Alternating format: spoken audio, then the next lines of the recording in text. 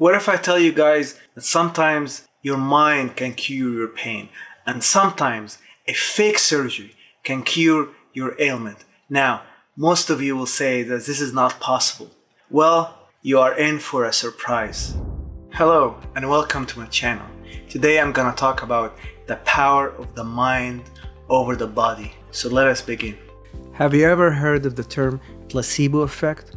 Well, it's an idea that states that your mind can convince your body that fake treatment is the real thing.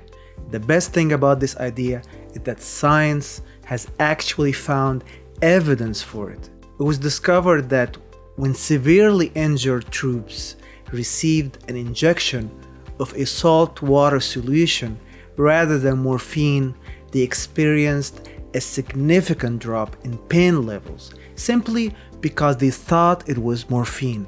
Irving Kirsch, a psychologist at the University of Connecticut, provides another astounding instance of the placebo effect. Kirsch discovered that the majority of the improvement in clinical studies involving over 2,300 patients was attributed to the placebo rather than antidepressants. In a statistically significant 2002 trial involving 180 patients, none of the two groups that underwent surgery fared any better than the group that received the placebo surgery. This continued even after 2 years. Amazingly, the patients' knees miraculously healed themselves. Their pain disappeared and they were able to walk again. This is the power of the mind over the body. All the examples that we mentioned above are telling the same tale, that you may not need drugs to heal your body. Simply put, your brain is likely to release chemicals that will increase your body's ability to cure itself, whether you take a genuine pill or a phony one.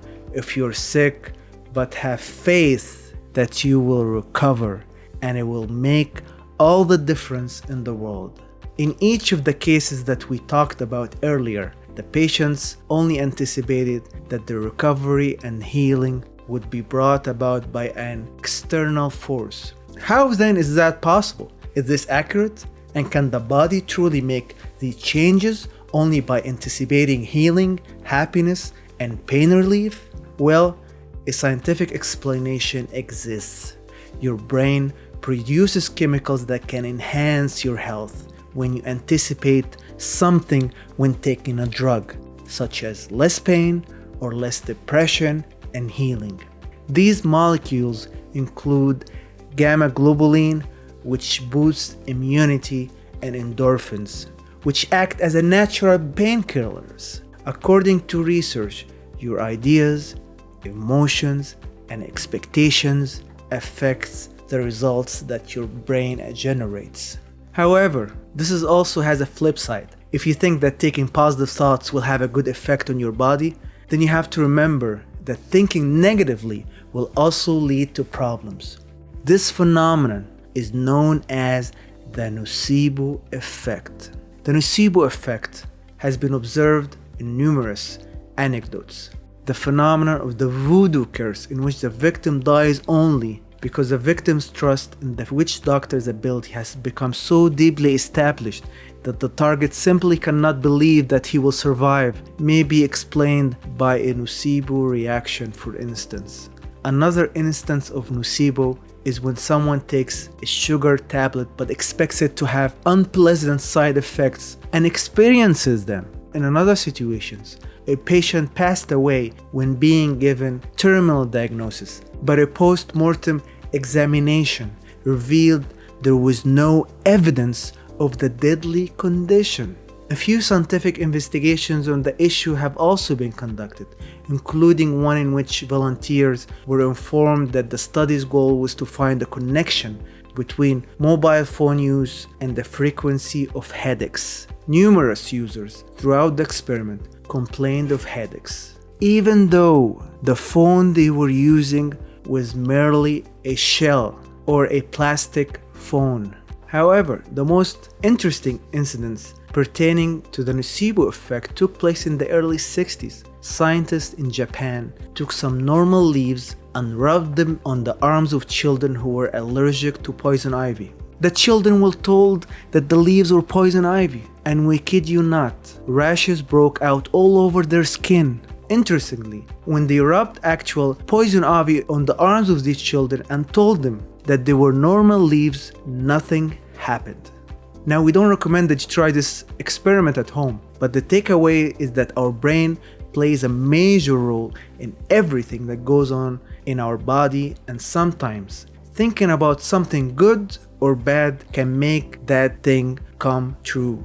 Now, small illnesses or injuries can be cured by thoughts, but what about the stuff that you have no control over? We're talking about the diseases that come as a part of your genes. Well, the good news is that we can alter the genes that cause certain illnesses and behaviors, according to scientists. By shutting off the genes that cause particular illnesses or behaviors, we can alter the expression of the genes by our thoughts, actions, or both. According to science, the environment and our thoughts affect how our genes are turned on or off. For instance, we know that obesity is inherited, but by eating healthfully and exercising regularly, we can avoid expressing the genes that would increase the risk of becoming obese. Another study involving some old people found similar results. These people were made to live as they had decades ago, and within the span of 5 days, the researchers found there were visible signs of improvement. The hearing and eyesight of these individuals had improved, and their arthritis was less pronounced. On average, even their intelligence had improved. Amazing, right? Another study looking at dementia found similar results. Imagine that. Thinking positively can even decrease the risk of dementia. Our brain is an amazing thing. But before you can start thinking positively, there are some obstacles to living a healthy life. The first and foremost problem that most face is stress. Long-term stress activates the genes that cause diseases. Our bodies weren't actually built to spend a lot of time in flight or flight mode as we do in the modern world. Yes, we need the adrenaline rush if wolves are hunting us, but as soon as the wolves are gone, we swiftly revert to a balanced state. It's all good. On the other hand, if we are under persistent stress, we'll be in a protracted fight or flight state, which is neither healthy nor typical. Nearly all of our body's functions can be affected by the prolonged activation of the stress response system and the ensuing overexposure to cortisol and other stress hormones. This increases the risk of developing a number of illnesses. As a result of their lack of energy, the body's cells are unable to concentrate on cell development and repair. In essence, they are preoccupied with managing their stress. It's like living in a country where 98% of the resources are allocated to defense, and there is nothing left for schools, libraries, road development and repair, communication networks, growing food, and so on. This amazing analogy was given by Dr. Joe Dispenza.